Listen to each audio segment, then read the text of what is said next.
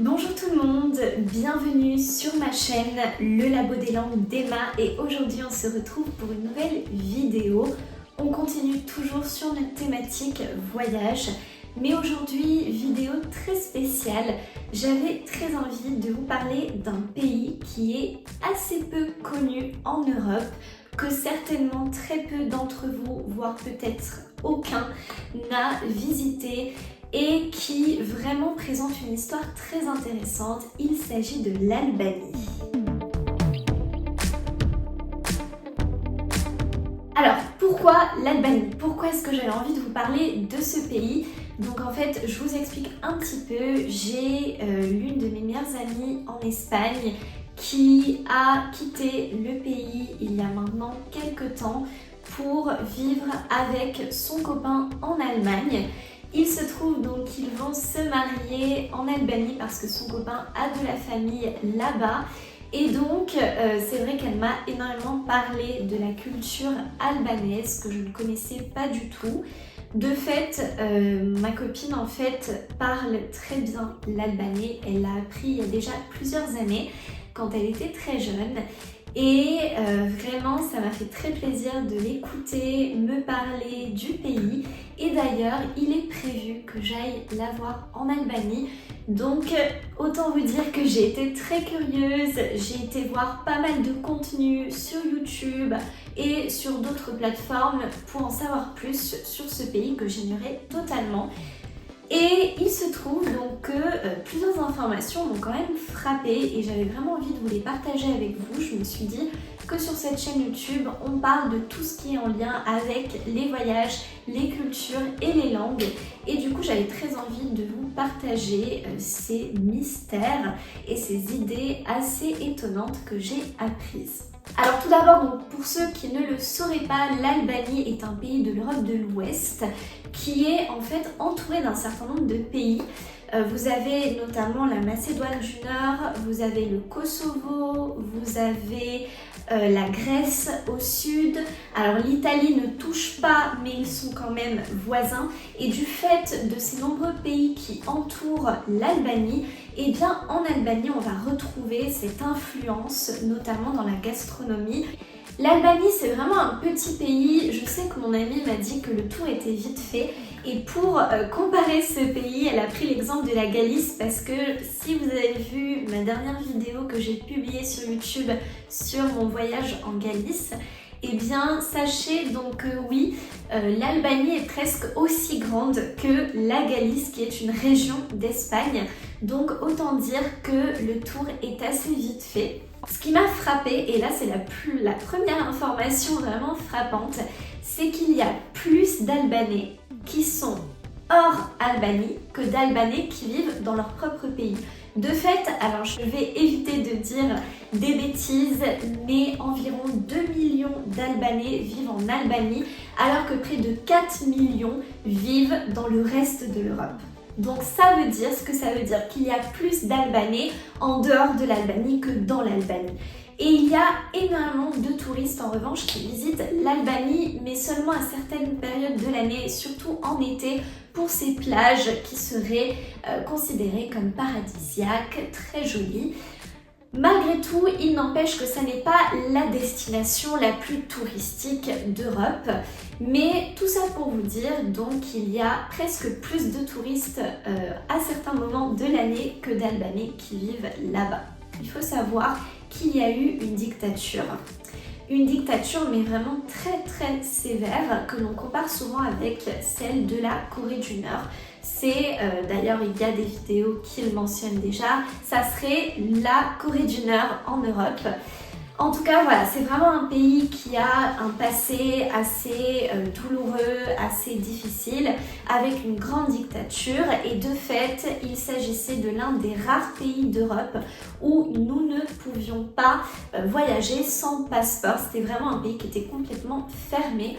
Aujourd'hui, bien entendu, comme la plupart, comme même tous les pays d'Europe, il s'agit d'une république, mais on retrouve encore des marques de cette dictature et notamment à travers les bunkers, parce que là, j'en viens à ma deuxième idée vraiment insolite, ma deuxième idée surprenante, et c'est qu'en Albanie, il y a près d'1 million de bunkers. Et de fait, ce qui est, alors 1 million ou un demi-million plutôt. Ce qui fait que, et c'est souvent un chiffre qu'on donne, pour à peu près 2 millions de la population, imaginez, pour un habitant sur 4, vous avez un bunker. Et ne serait-ce que dans la capitale, qui s'appelle Tirana en français, eh bien, il y a aussi des bunkers que vous pouvez visiter et de fait, il y a un musée qui se trouve dans un bunker qui s'appelle le Bunk Art et vous avez Bunk Art 1 et Bunk Art 2. Vous avez en fait deux musées qui sont dans la capitale. Voilà, donc vous avez pas mal de musées qui reprennent l'histoire de la dictature, du communisme en Albanie. En ce qui concerne des faits qui peuvent être un peu surprenants sur l'Albanie, alors on a tous nos préjugés, nos stéréotypes. Ici, bien entendu, on n'est pas là pour les mettre en avant. Simplement, et ça reste une réalité, la mafia est présente en Albanie. On le sait et c'est toujours une réalité aujourd'hui, comme c'est le cas également dans d'autres pays d'Europe. L'Albanie a la mauvaise réputation d'être l'un des pays les plus pauvres et les moins sûrs d'Europe. Alors ça sera à confirmer quand on aura réellement voyagé en Albanie. Pour l'instant, évidemment, je ne peux pas encore émettre d'opinion à ce sujet, mais je vous en dirai plus quand j'aurai visité ce pays. En tout cas, ça reste quand même un fait qu'on retrouve beaucoup sur les réseaux sociaux, sur internet, cette mauvaise réputation. Personnellement, donc j'ai eu l'opportunité d'échanger avec mon amie et de son côté, elle ne s'est jamais vraiment sentie en insécurité, même si il est vrai qu'il y a quand même des moments où elle a vu qu'il y avait des quartiers où traînait pas mal la mafia. À partir du moment où vous ne cherchez pas à faire des affaires avec eux, ils vont vous laisser tranquille. C'est ce qu'elle m'a dit. Maintenant, voilà, il semblerait que ce soit quand même une réalité sur le territoire et ça reste quand même un problème assez important qui peut aussi devenir problématique pour les touristes qui peuvent se sentir un peu contraints d'éviter de fréquenter l'Albanie. Donc ça, voilà, c'est des idées qui sont devenues très stéréotypées. On va pas comparer tous les Albanais à des mafieux ou à des personnes qui vivraient dans la pauvreté, qui ne sont pas fiables. Enfin voilà, tout ça, ce sont que des idées stéréotypiques, mais qui sont quand même fondées sur des faits qui ont pu être observés, mais là encore, pas partout dans l'Albanie. Il y a des quartiers qu'il faut éviter de fréquenter, mais il y en a aussi où vous pouvez vous sentir très sûr. Et d'ailleurs, et j'en viens du coup à un autre fait assez intéressant sur l'Albanie, et c'est qu'en Albanie, en fait, il s'agit d'un pays qui est très chaleureux, qui a quand même la bonne réputation d'être très chaleureux, les gens vous accueillent très très bien. Un fait assez surprenant qui m'a quand même bien surprise, que m'a dit mon ami, c'est qu'en Albanie, tout le monde laisse les portes de la maison ouvertes. La porte grande ouverte, même s'ils ne sont pas là, même s'ils s'en vont. Il y a vraiment cette confiance. Les gens laissent tout grand ouvert. Les voisins passent dans la rue et s'ils voient le voisin qui est dehors, ils vont pas hésiter à parler avec lui. De fait, chaque fois que vous allez rencontrer un voisin qui passe devant chez vous, vous êtes obligé de parler avec lui. En fait, le fait de simplement le saluer et de ne pas parler pourrait presque être vu comme une marque d'irrespect ou comme l'impression qu'il y a quelque chose qui ne va pas. Il est totalement normal, voire même obligatoire quand vous avez un voisin qui passe devant chez vous de parler avec lui. Et d'ailleurs, c'est généralement lui qui va commencer à échanger avec vous. Alors ça peut être simplement parler du temps qu'il fait, parler de vos poules, de vos vaches, mais vous êtes obligé de communiquer avec lui. Et ce, surtout quand vous vivez à la campagne. Enfin, donc, concernant la culture à proprement parler, pour ce qui est des paysages, en Albanie, comme dans beaucoup d'autres pays européens, vous avez des paysages vraiment magnifiques. Là encore, je ne les ai pas vus, mais pour avoir quand même vu pas mal de vidéos, de reportages et d'images, il est vrai que les paysages ont l'air quand même très beaux. Vous avez des villages enneigés, vous avez des plages qui ont très bonne réputation. En revanche, ce qui a souvent été critiqué, et on me l'a pas mal dit, c'est qu'en Albanie, il y a beaucoup de plages privées où on va vous demander en fait de payer à peu près 10-15 € en fonction de la plage où vous allez pour pouvoir en fait vous trouver une place sur la plage. Puisqu'en fait, il y a beaucoup de plages qui, en Albanie, ont très peu de sable. C'est-à-dire qu'en fait, les plages sont très petites. Vous arrivez et vous avez presque directement la mer. C'est pas comme en France ou en Espagne où des fois vous devez marcher au moins 500 mètres sur le sable avant de pouvoir directement vous mettre dans l'eau. En Albanie, vous allez peut-être avoir 30 mètres de sable et directement vous arrivez dans l'eau.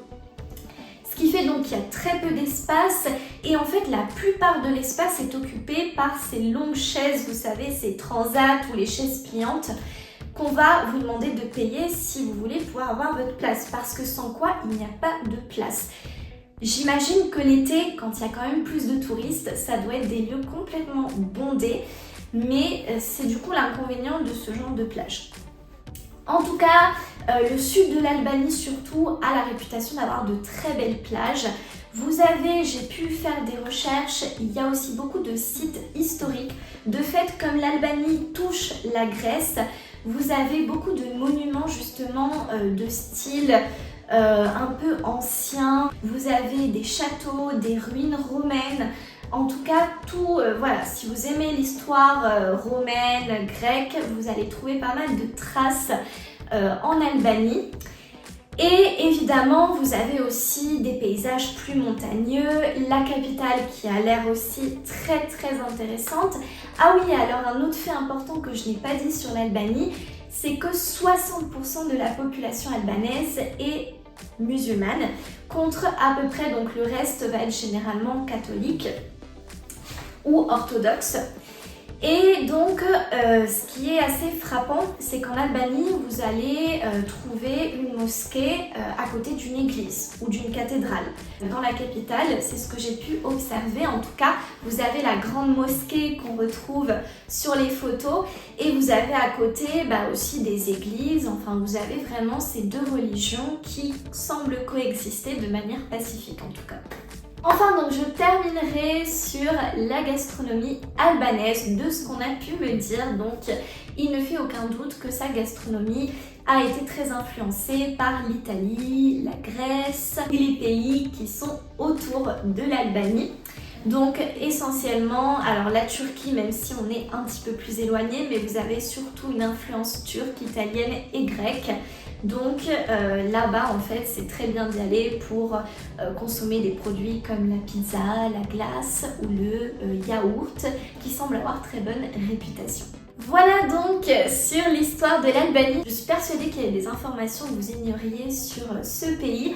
En tout cas, je suis vraiment fascinée de ces cultures qui nous semblent très éloignées. Et je trouve ça tellement intéressant de voir finalement d'être confronté à une culture complètement différente avec son passé, son histoire. Finalement, chaque pays est unique en soi. J'espère en tout cas que je ne serai pas déçue par la culture albanaise. J'espère donc que cette vidéo vous a plu et en attendant, je vous dis à très bientôt. Ciao, ciao!